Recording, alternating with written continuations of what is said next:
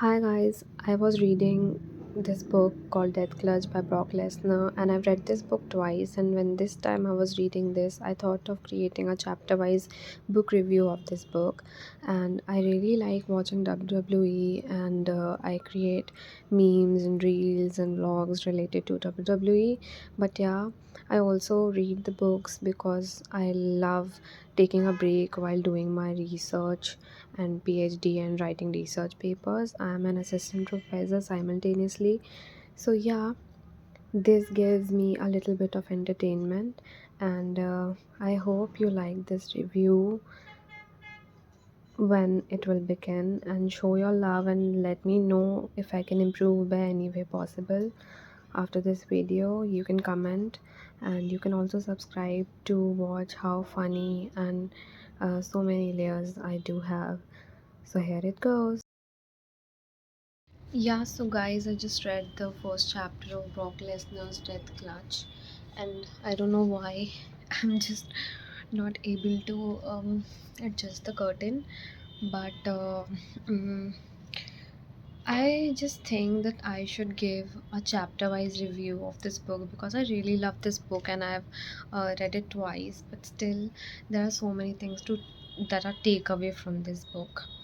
And the name of the book is Death Clutch, and the reason why it's called Death Clutch is because um, Brock Lesnar has been at the verge of death, and he has been in a severe drastic accident, and also he was suffering from an infection that I can't pronounce the name of. I think it's something diverted.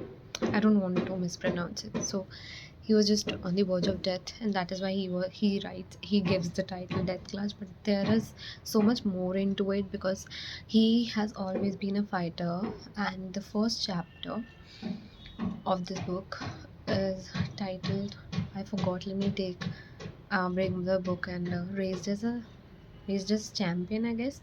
Just give me 1 second. I'll bring the book. Yeah, guys, so here I am, and the first part of the book is called Raised to Be a Champion, and he gives his credit to his mom and dad, and he talks about that he owes it to his mom and dad, wherever who I am, what I am, where I am, quote unquote, and he talks about how he never had a choice of losing other than winning, and he it may sound to us that it's kind of cold hearted that his parents always give him the option of winning, and whenever he lost they will say that it was never an option, and the only thing he should be doing is winning. He was born to win, and he was always the child who was getting the most of his attention. He had two brothers and one little poor little sister, Brandy. It's very funny, Brock, if you're listening to this. Poor little sister. Like, they all were athletes, but they never pursue sports as a career, he has written. And but they all were athletes in his family, and his parents have done a lot in doing in making him whatever he is today.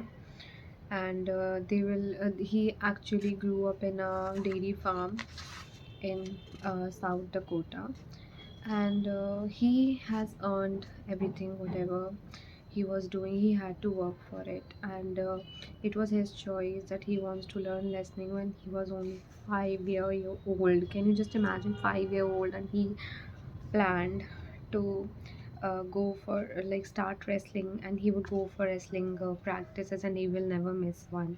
And his mom will always take him to tournaments, and whenever he will lose, she will always kind of briefly tell him that he should go for the next time, and he should, if he's feeling bad to lose. There's a very good line. There's another match next weekend. If you don't like the way you feel when you lose, then get in there and win. And his mom would say that. I really personally find it very inspiring and motivating. Really, my mom and dad are also like that, and I loved how he wrote it. And other than that, he also wrote how coachable he is, and he never had the overconfidence, we should say, that he never thought that he knows everything and he's Mr. Perfect. And whenever he figured out that he don't know something, he will surround himself with people who are trustable and who can teach him that thing. So he's giving credits to his coaches as well. So all in all, this chapter, I was about to say chapter, this, and I'm looking here, my cam like here, and my camera is here. It's very weird, but I'll have a habit soon.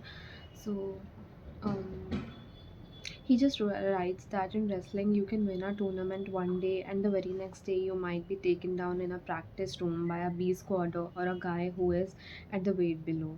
And that's why wrestling is a humbling sport, and why it reinforced the same lessons my mom kept teaching me over and over again. So, all in all, he just gives credit for that whatever his mom and dad were like, whatever childhood he has gone through, was teaching him to become a wrestler only. And this is about the first chapter, and you can read it. I bought the book from Amazon, but you can read it.